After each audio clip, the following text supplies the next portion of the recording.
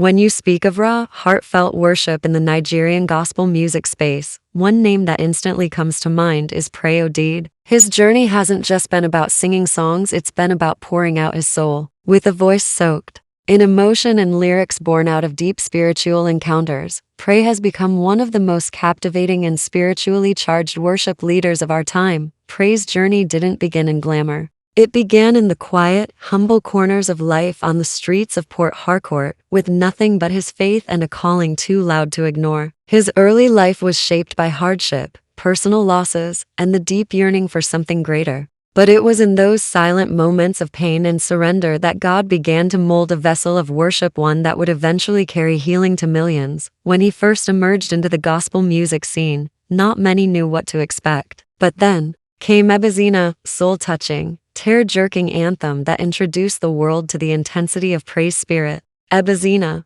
which means don't cry, wasn't just a song. It was a message. It was a lifeline. And for many, it was the exact word they needed in the darkest moments of their lives. That single track shot him into the limelight, not because it was trendy, but because it was true. Preye didn't stop there. With every release from Oshimiri Atata to Bewley and For My Good, he continued to dig deep, writing songs that came from real-life encounters with God. You can feel the brokenness. You can sense the gratitude. You can hear the testimony in every line. He doesn't just sing for applause. He sings for deliverance, for breakthrough, for transformation. One of Preye Odede's most emotional performances was at the Experience Lagos, where his delivery of Ebezina left the audience in complete silence, many lifting their hands in surrender, others in tears. It was more than a stage, it was an altar. That's the kind of impact he brings. He doesn't just entertain. He ushers in the presence of God. Another unforgettable performance was during his live recording concert in Port Harcourt, where he performed This Will Be Over.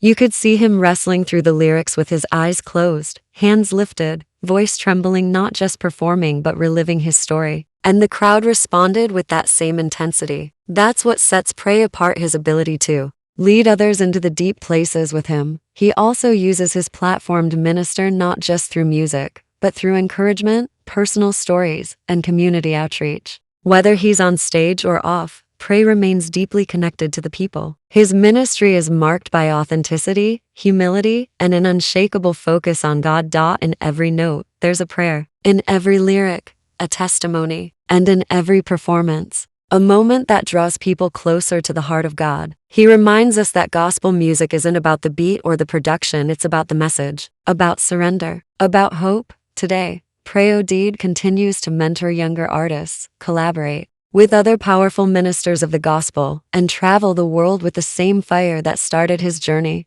He's a living testimony that pain can be turned into praise, and trials can birth powerful songs of triumph. So if you've ever listened to a Preye Odede song and felt your heart move, you're not alone. That's the power of a man who's walked through the valley and came out singing.